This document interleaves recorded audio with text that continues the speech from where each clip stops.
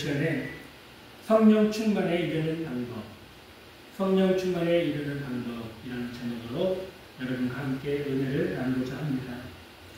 모든 교회와 모든 성도들이 가장 사모하는 은혜는 바로 성령 충만을 받는 은혜일 것입니다.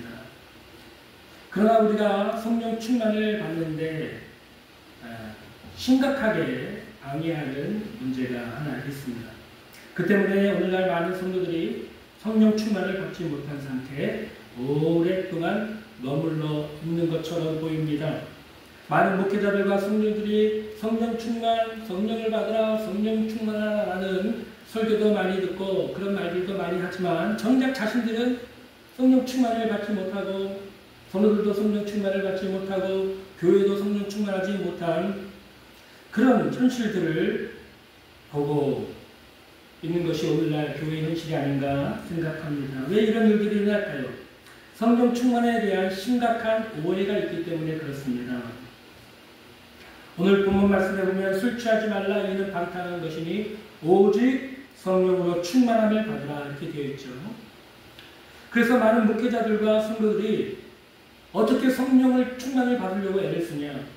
부흥회에 참석하고 또 기적이 일어나고 성령의 은사가 나타난다거나 어느 집회나 아니면 기도원에 참석해서 이 성령 충만을 받으려고 노력을 합니다. 왜냐하면 본문에 보면 성령 충만을 받으라, 성령으로 충만함을 받으라 이게 수동태잖아요. 우리는 가만히 있는데 뭔가가 주어지는 것처럼 느껴지는 말씀이란 말이에요. 그래서 어떤 신령한 집회, 어떤 은사를 가지고 있는 목사님, 능력 있는 목사님 그 집회에 가면은 성령의 충만을 받고 불을 받는다. 이런 오해들을 많이 해온 것 같습니다.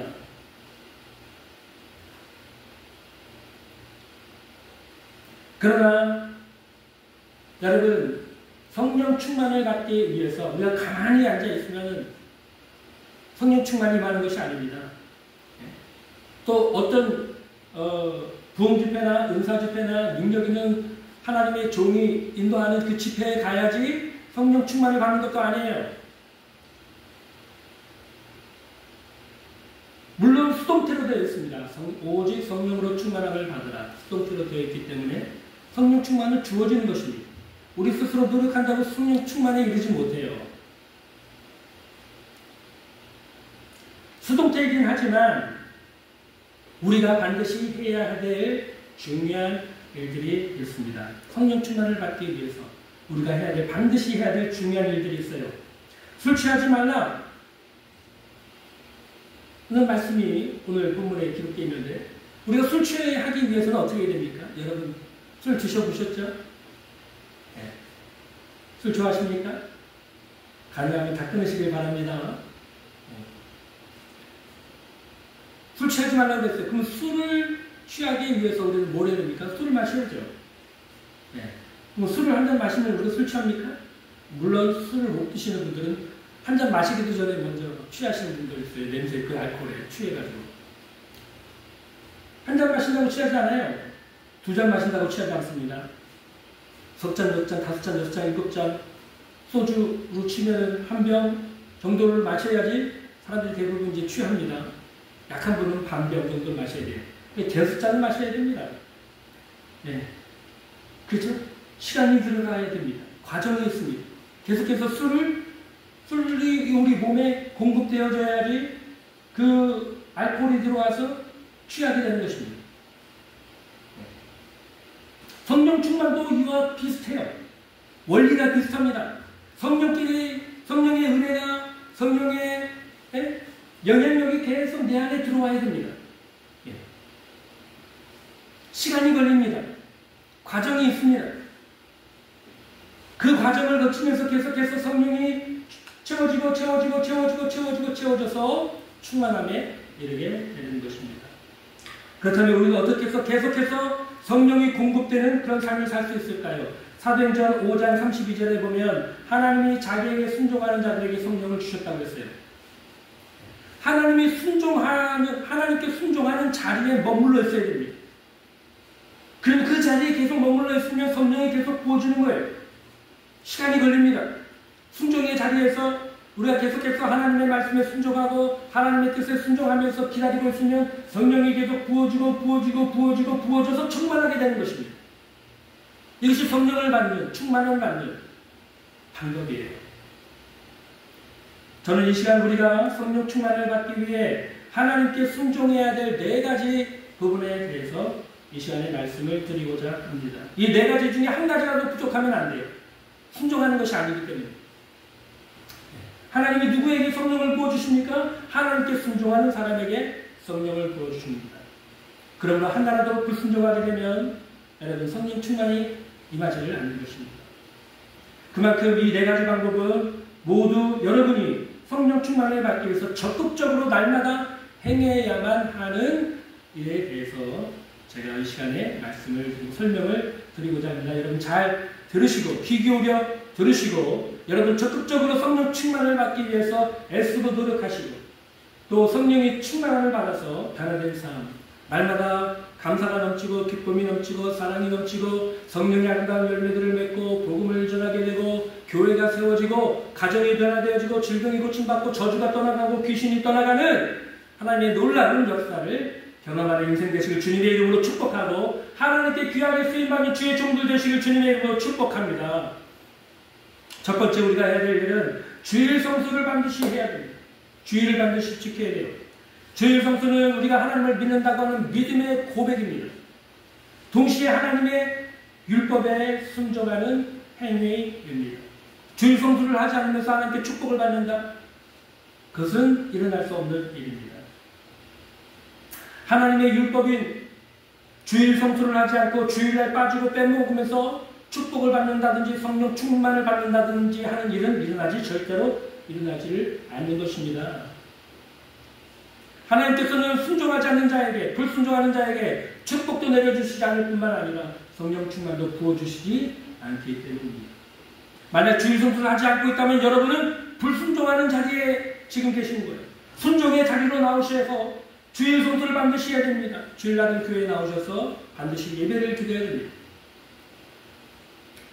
구약성경에 보면 출애굽기 20장 8절에서 11절 말씀에 보면 하나님이 구약 시내산에서 10계명 10가지 계명을 돌판에 써서 모세에게 주시면서 안식일을 지키라고 하는 법을 주셨어요.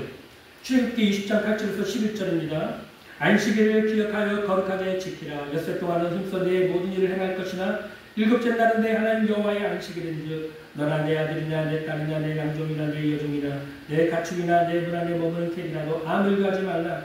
이는 엿새 동안에 나 여호와가 하늘과 땅과 바다와 그 가운데 모든 것을 만들고 일곱째 날에 쉬었습니다. 그러므로 나 여호와가 안식일을 복되게 하여 그 날을 거룩하게 하였느니라. 이렇게 말씀하고 있습니다. 안식일 계명을 주셨어요. 안식일에 하나님께서 하늘과 땅과 모든 것을 창조하시고 일곱째 날에 쉬셨다. 그러니 너희들도 일곱째 날 안식일에 하나님이 창조하시고 이 땅에 우주 만물의 창조자가 되시고 주인이 되신다는 것을 인정하고 주님 안에서 편안한 안식을 누리라 라고 하는 의미로 안식일 계명을 주신 거예요. 그러면 이 안식일 계명을 지켜도 되고 안 지켜도 되느냐? 그렇지 않습니다. 안식일 계명을 범하면 하나님이 그 사람을 죽이라고 했어요. 그 정도로 안식일 계명은 굉장히 우리의 생명이 왔다 갔다 절충 지을 수 있는 굉장히 중요한 계명, 10가지 계명 중에 굉장히 중요한 계명이었습니다. 민수기 15장 32절 36절을 보겠습니다. 이스라엘 자손이 광야에 거류할 때 안식일에 어떤 사람이 나무하는 것을 발견한지라 그 나무하는 자를 발견한 자들이 그를 모세와 아론과 온 회중 앞에 끌어왔으나 어떻게 처치하는지 지시하심을 받지 못한 거로 가두었더니 여호와께서 모세에게 이르시되 그 사람을 반드시 죽일지니 온 회중이 진영 밖에서 돌로 그를 칠지니라. 온 회중이 곧 그를 진영 밖으로 끌어내고 돌로 그를 쳐 죽여서 여호와께서 모세에게 명령하신 대로 하니라. 여러분 안식일법이 얼마나 중요한 법이고 상환이 달린 굉장히 중요한 법이었다는 사실을 우리가 이 말씀을 통해서 알 수 있지 않습니까? 안식일을 범한 사람을 하나님이 돌로 쳐서 죽이라고 그랬어요. 그만큼 안식일이 계명을 지키는 것은 중요한 것이고 하나님의 율법에 순종하는 중요한 계명인 것입니다. 구약의 안식일법이 우리 신약의 시대에 와서는 주일로 바뀌었어요. 바뀌게 된 이유는 무엇입니까? 신약은 새로운 계약을 맺은 시대, 구약은 십계명으로 하나님과 맺은 옛 언약이었다면 신약은 예수님의 십자가와 부활을 통해서 우리에게 새로운 계명, 새로운 언약을 맺으신 거예요. 그게 신약입니다. 신약 시대에는 구약 시대와는 달리 신약 시대에는 예수님의 부활, 십자가와 부활이 너무 중요하기 때문에 그것을 기념하고 그 기념하기 위해서 모인 주일날, 초대교회 성도들이 주일날 모여서 함께 예배를 드리고 만찬을 함께 나누었습니다. 그래서 신약의 교회들과 성도들은 안식일을 지키는 것이 아니라 새로운 신약의 시대 성도들은 주일을 지키게 된 것입니다. 초대교회 때부터 지금까지 주일의 첫날을 주일로 지켜오고 있는 것입니다. 그러므로 구약의 안식일이 신약의 주일로 바뀌었으니까 그러면 주일을 빼먹어도 됩니까? 예? 안 되죠. 주일 예배를 빼먹는 것은 구약의 안식일을 범하는 죄하고 똑같은 거예요.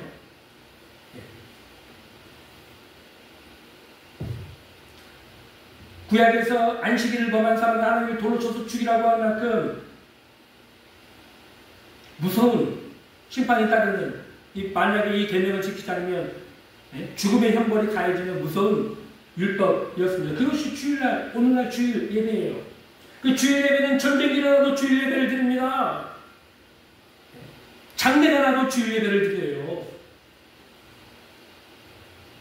목소리를 열고 드려야 되는 것이 주일 예배입니다. 코로나 때 여러분, 우리 교회들이 얼마나 연약한 모습을 세상 사람들에게 보였습니까? 교회 목사님들이 앞에 나서서 그냥 교회 문을 스스로 먼저 닫지 않았습니까? 왜 그런 일들을 하는지를 모르겠어요. 목숨을 걸고 주일 예배를 드려야 된다고 가르쳐야 될 목사님들이 코로나 때 교회 문을 닫고 교회 나오지 말라고 인터넷으로 예배를 드리라고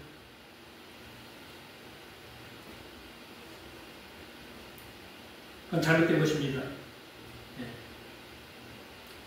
여러분, 그 코로나 시대에 어떤 한 여자 성도분이 어디에요? 구청이나 그런 뭐 동사무소 센터 같은 데서 직원들이 그 공무원들이 어떻게 하는지 그 생중계로 가가지고 촬영을 했더니 다닥다닥 붙어 있는 그 공간에 여러분 옆에 칸막이도 그 뭐라 그러죠? 유리로 된 거나 아니면 아크릴로 된 칸막이도 치지 않고 그렇게 일하고 있는 모습을 촬영을 했어요. 그렇게 일을 했다고요, 공무원들은. 그러면서 교회에서는 주일날 성도들 교회 와서 예배드리지 말라? 그걸 당연한 것처럼 목사님들이 받아들여가지고 가르치고 이건 분명히 잘못된 것입니다. 전쟁이 일어나도 여러분 주일날은 교회에 모여서 예배를 드려야 하는 것입니다.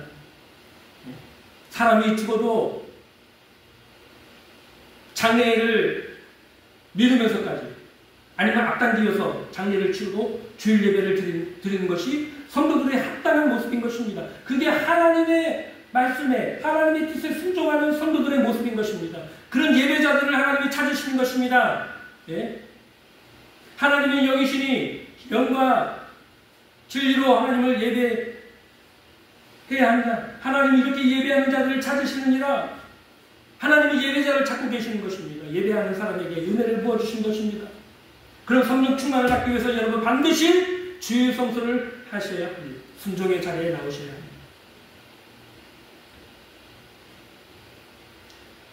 성도들은 반드시 주일날 교회에 나와서 예배를 드리고 하나님 앞에 감사의 예배를 드려야 합니다. 그것이 바로 하나님 앞에서 순종의 자리에 머무는 것입니다. 성령 충만을 받기 위해서 순종의 자리에 있는 것이 바로 예배자의 삶을 사는 것입니다. 여러분 모두 예배자가 되실 주님의 이름으로 축복합니다. 또 두 번째, 교회와 연합하고 봉사와 섬김의 일을 계속해 나가야 합니다. 교회는 그리스도의 몸입니다. 교회는 그리스도의 몸이에요. 교회 건물이 교회가 아닙니다. 교회 건물은 예배당입니다.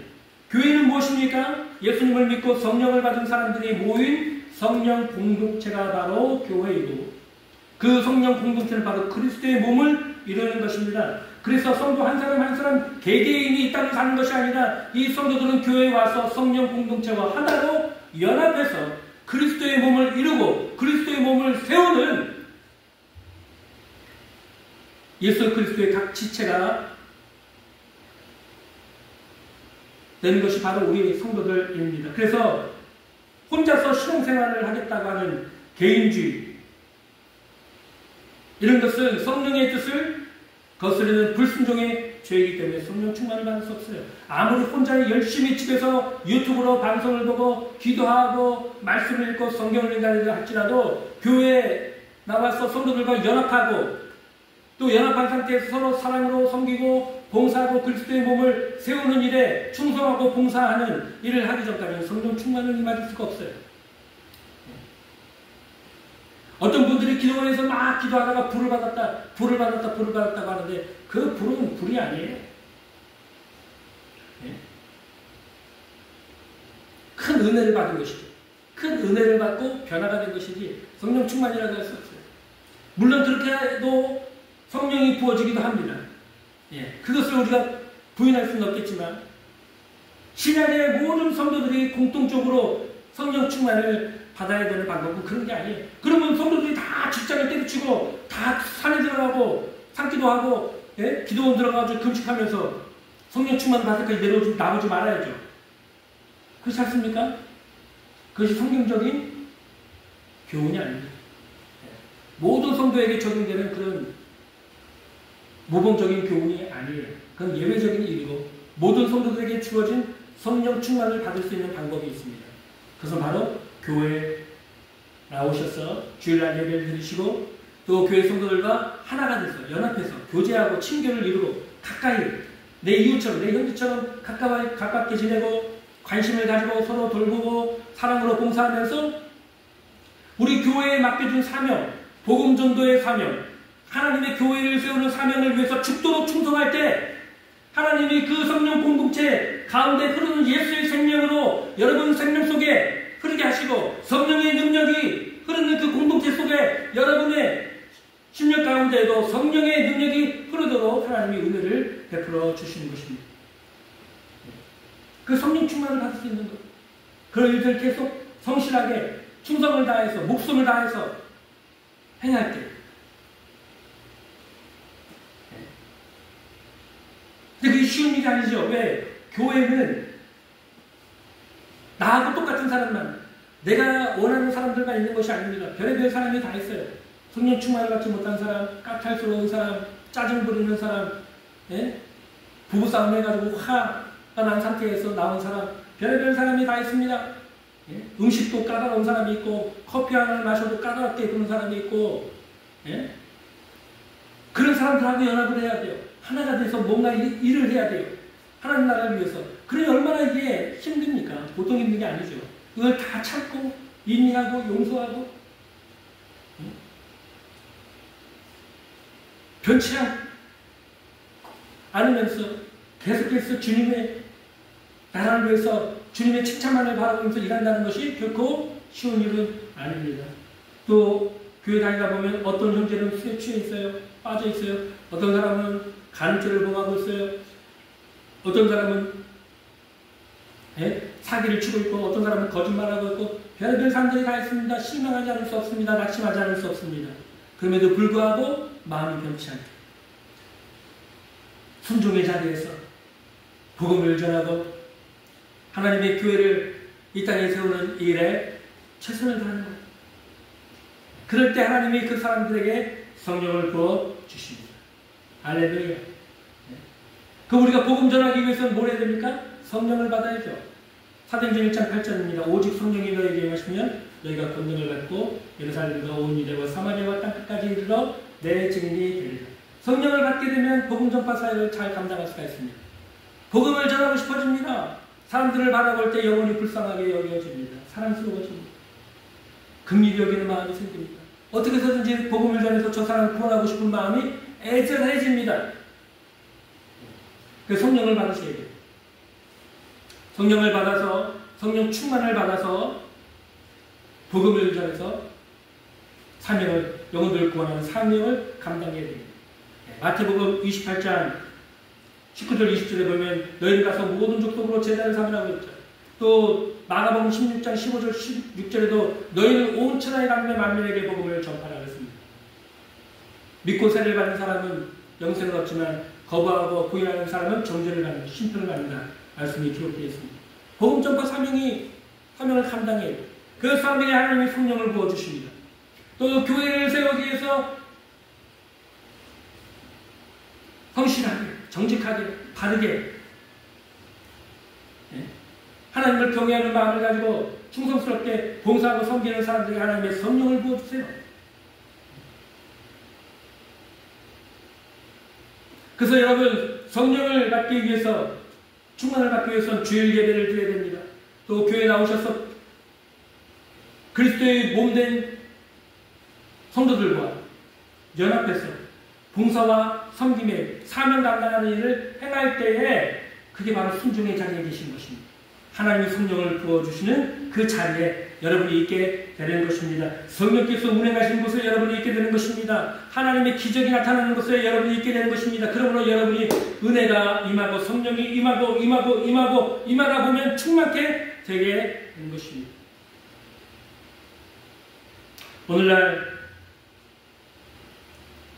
교회 안에 개인주의가 점점 강해지고 있습니다. 예배도 혼자 드리고 신방도 받지 않고 속회나 구역회도 참석하지 않고 혼자 교회를 다니는 성도들이 많습니다. 또 이 교회, 저 교회 떠돌아다니는 성도들도 많습니다. 이러한 모습들은 다 하나님께 불순종하는 자세입니다. 이런 상태로는 성령 충만한 은혜를 받을 수도 없고 축복을 받을 수도 없고 은혜를 받을 수도 없습니다. 성도들이 성령 충만한 은혜를 받기 위해서는 반드시 주일 성수를 해야 될 뿐만 아니라 교회에 나와서 다른 성도들과 함께 하나로 연합하고 교제를 하고 또 봉사와 섬김을 통해서 하나님의 교회를 세워 나가야 합니다. 그럴 때 하나님의 성령의 은혜와 감동이 여러분의 삶 속에, 여러분의 심령 속에 흘러 들어가서 채워지게 되는 것입니다. 할렐루야. 저는 여러분들이 그런 분들 되시길 주님의 이름으로 축복합니다. 제 옆에 이 후배 교회가 있는데 성도들이 그래도 한 50명에서 70명 되는 그런 교회예요. 그런데 그 교회에 1년 동안 처음 그 교회에 한 번이라도 나온 성도들 숫자를 세봤더니 상당수가 교회를 왔지만 등록하지 않고 그냥 간 성도들이 많대요. 제가 얼핏 기억하기로는 100명 정도가 된다고 합니다. 100명 정도의 성도가 그 교회에 한번 왔다가 예배를 드리고는 또 다른 교회로 한번 찾아 나서는 거, 자기 교회를 찾아 나서는 거, 쇼핑을 하고 다니는 거예요. 교회는 그런 곳이 아닙니다, 여러분. 교회는 쇼핑하는 곳이 아니에요. 교회는 예배하는 곳입니다. 하나님께 예배하러 나오십시오. 예배자가 되십시오. 그래야지 하나님의 은혜를 받습니다. 성령의 은혜를 받습니다. 예배자가 되십시오. 쇼핑하러 다니지 마십시오. 교회에 나와서 다른 성도들과 연합하셔야 됩니다. 하나가 되게 하시는 것이 하나님의 성령의 역사입니다. 하나가 돼서 복음을 전파하고 영혼들을 구원해내고 그리스도의 몸을 세우는 일에 연합해서 하나가 될 때 하나님의 능력이 부어집니다. 그것에 하나님의 은혜가 임합니다. 하나님의 축복이 임하는 것입니다. 그것이 여러분이 성령 충만을 받고 하나님께 은혜를 받는 방법입니다. 세 번째로 매일 기도하는 시간을 가져야 합니다. 성경에 보면 마가복음인가요? 예수님이 잠들어 있는 제자들을 깨우면서 혼내시는 장면이 나오는데 뭐라고 하십니까? 너희가 1시간도 깨어서 기도할 수 없다냐. 영어 성경에 보면 1 hour 1시간입니다. 1시간. 시험에 들지 않게 깨어 기도하라. 얼마큼? 1시간도 깨어 기도할 수 없다. 최소한 그래서 성도들은 하루에 기도 1시간 반드시 해야 합니다. 저절로 되진 않죠. 그래서 기도 훈련이 필요합니다. 기도 시간을 정해야 됩니다. 기도의 장소를 정해야 됩니다. 그리고 매일 힘들어도 그곳에 가서 골방 기도를 해야 합니다. 성도들은 매일 기도해야 돼요. 기도는 영적 전쟁에서 승리할 수 있는 강력한 무기이기 때문에 그렇습니다. 기도는 영적인 힘을 얻는 방법입니다. 데살로니가전서 5장 17절에 쉬지 말고 기도하라고 했어요. 그러면 하루 24시간 365일 매일 기도하고 있으라는 것이 아니에요. 오늘 기도했으면, 어제 기도했으면 오늘도 기도해야 되고, 오늘 기도했으면 내일도 그 기도의 골방에 가서 1시간 기도를 해야 된다는 말씀입니다. 그것을 언제까지요? 평생. 쉬지 말고 기도하라는 말씀이 그런 뜻이에요. 고린도전서 14장 18절에 보면 사도 바울은 내가 너희들보다 더 많은 방언을 말하고 하나님께 감사하자고 했어요. 방언 기도를 많이 했다는 것입니다. 우리 이처럼 개인 기도나 방언 기도를 통해서 하나님이 우리에게 주신 귀한 은사들, 은혜들을 지킬 수가 있는 것입니다. 구원의 은혜를, 구원의 감격을 지킬 수가 있어요. 받은 은혜와 은사를 지킬 수가 있어요. 축복을 지킬 수가 있어요. 능력을 지킬 수가 있어요. 영감을 지킬 수가 있어요. 건강을 지킬 수가 있는 것입니다. 기도를 잃어버린 사람, 영적 전쟁에서 다 패배합니다. 쓰러져 버립니다. 잠들어 있습니다. 병들어 있습니다. 제가 최근에 두 분의 성도분들에게 성경 통독과 기도 훈련을 지금 권면하고 또 이렇게 훈련을 하고 있는데요. 기도하는 것이 힘들대요. 물론 힘듭니다. 기도가 제일 힘든 것 같아요. 말씀을 읽으라고 하는데 말씀이 잘 안 읽혀진대요. 말씀이 안 읽혀져요. 훈련이 안 되어 있습니다. 쉬운 일은 아니에요. 그래서 훈련이 필요해요.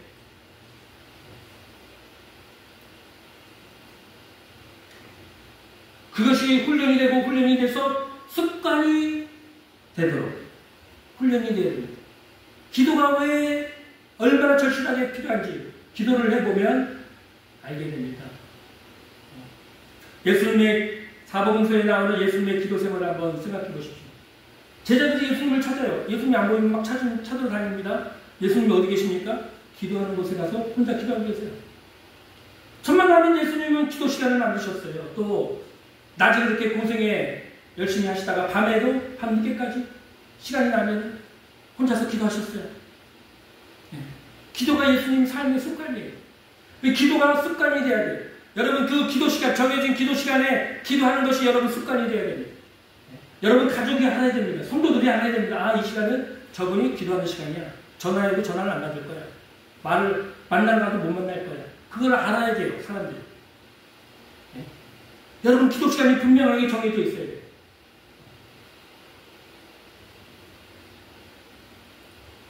제자들도 마찬가지입니다. 사도행전에 보면 오순절에 성령 충만을 받은 제자들에게도 기도 시간이 있었어요.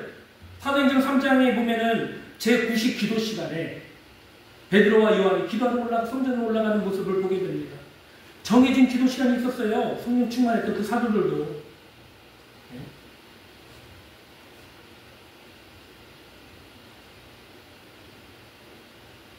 사도행전 2장에 보면 마가다라 땅에 모인 제자들이 열흘 동안 마가다라 땅에 모여서 열심히 기도에 매달렸을 때 성령의 충만한 은혜가 임하지 않았습니까? 예. 매일 기도해야 됩니다. 매일 1시간 정도는 기도하셔야 돼요.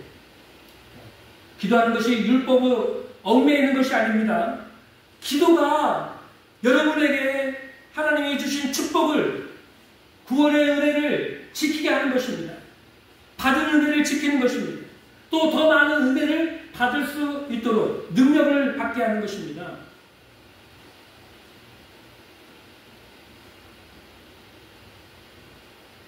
그 기도는 매일 해야 됩니다. 기도 훈련을 통해서, 기도를 통해서, 1시간 기도를 통해서, 방언으로, 되도록이면 많은 시간 방언으로 기도를 하십시오. 한국말로 한 5분, 10분 정도, 또 그 이상 하셔도 되지만, 남은 시간은 방언 기도를 많이 하시는 게 좋습니다. 그렇게 기도 생활을 통해서 여러분이 점점 하나님의 은혜가 충만해지고 은사가 나타나게 되는 것입니다. 기도하는 사람은 순종하는 사람이에요. 쉬지 말고 기도하라고 했잖아요. 근데 기도를 많이 해가지고 성령 충만을 받으신 분들 중에 기도만 많이 하고 성경은 쳐다보지 않는 사람들이 있어요. 그런 분들 많이 봤습니다. 성경에 대해서 얘기할 때는 얼마나 엉터리 같은 말을 많이 하는지 몰라요.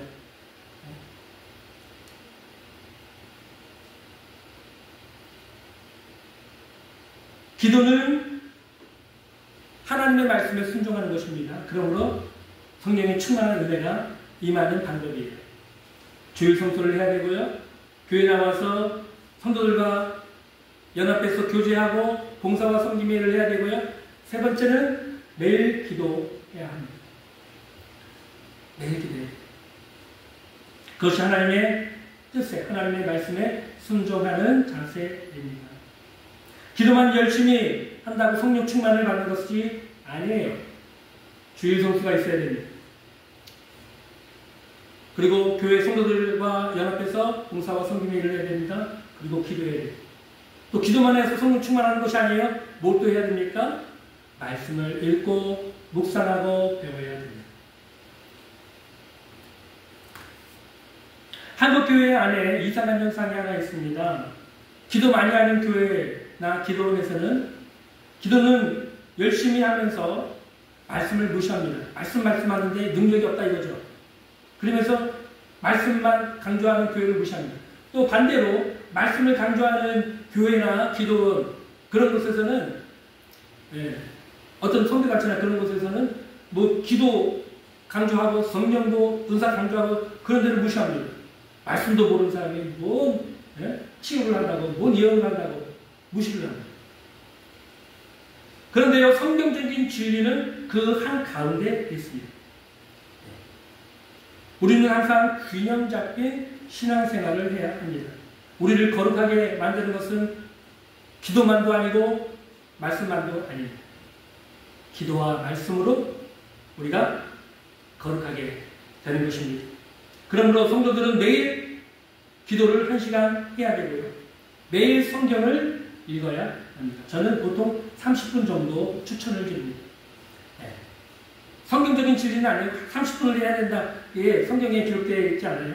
근데 최소한 30분 성경 하루에 5장에서 7장 정도는 읽어야 된다고 여러분에게 권면을 드립니다. 성도를 만나는 성도들마다 이렇게 권면을 드리고 있어요. 우리가 매일 하나님의 말씀을 읽고 묵상하는 이유는 하나님의 뜻을 알고 순종하기 위해서입니다. 성경을 읽지 않으면 하나님의 뜻이 뭔지를 몰라요. 목사님들이 말하는 거 그냥 듣고 그냥 이거 그런가 보다 성경이 그렇게 되는 거다 끄덕끄덕 하고 그냥 따라가면 여러분 사람의 말에 미혹이 되는 것입니다. 성경을 읽어서 성경이 무슨 말씀을 하고 있는지 하나님의 뜻이 무엇인지 여러분이 직접 알아야죠. 성경을 주셨잖아요. 성경을 주셨으면 여러분이 성경을 읽어서 하나님의 말씀이 뭔지 하나님의 뜻이 무엇인지 여러분이 직접 알아가면 되잖아요. 꼭 목사님이 말씀을 들어야지만 여러분이 알 수 있어요. 여러분 만약에 여러분 목사님이 잘못된 말을 여러분에게 가르쳐줬으면 어떻게 할 거예요? 그래서 여러분이 신앙이 잘못돼 버려가지고 하나님 심판대 앞에 서가지고 무슨 변명을 할 겁니까? 내가 저 목사님 말씀 그냥 그대로 하나님 말씀인 줄 알고 믿고 따랐다가 제가 이 모양이 됐습니다. 하나님 뭐라 하시겠어요? 내가 너한테 성경책을 주지 않았느냐? 내가 내 말을 적은 기록을 적게 책으로 적어놓은 성경책을 주는 너는 무슨 딴소리 하고 있느냐? 그렇게 되지 않을까요? 여러분 영혼에 대해서 목사님에게 책임을 전할 수가 없습니다. 여러분 스스로가 여러분 영혼에 대해서 책임을 주셔야 돼요. 성경책을 주셨으니까요. 중세시대를 암흑의 교회에서는 암흑의 시대라고 합니다. 성경책이 성도들에게 주어지지 않았어요. 소수의 수호사들 성직자들에게만 주어졌습니다. 그들은 성경을 읽고 연구하고 가르쳐야 되는데 그 사람들도 성경 연구에 몰두하지 않았어요. 그러니 암흑시대죠. 하나님의 뜻을 모르죠. 그러니 여러분 면제부 같은 것을 팔아가지고 성도들에게 돈을 긁어 모은 다음에 대성당을 주는 일에 쓰지 않습니까? 성직을 매매하고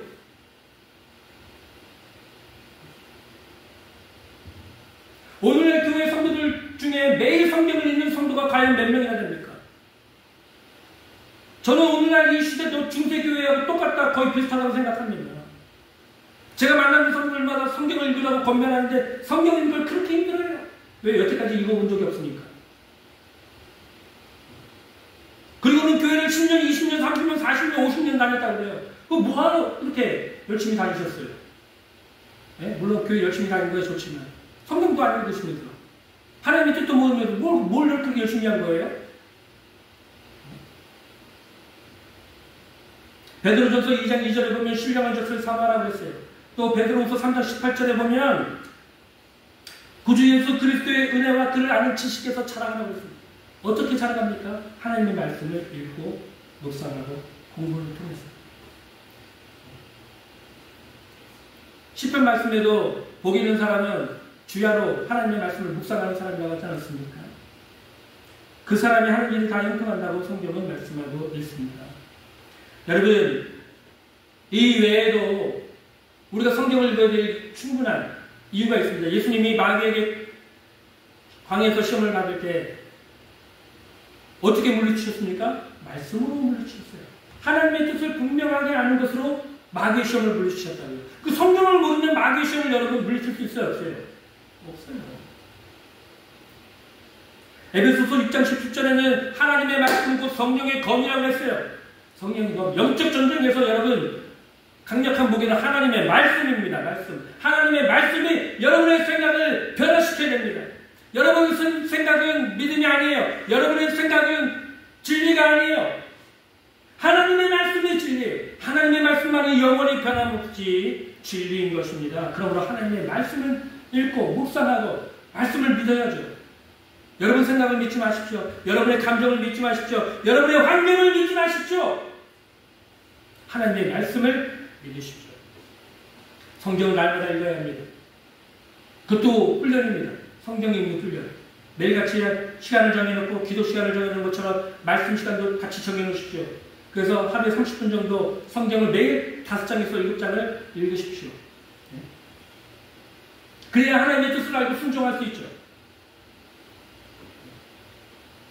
그렇게 해야 여러분 성령 충만을 받을 수 있습니다.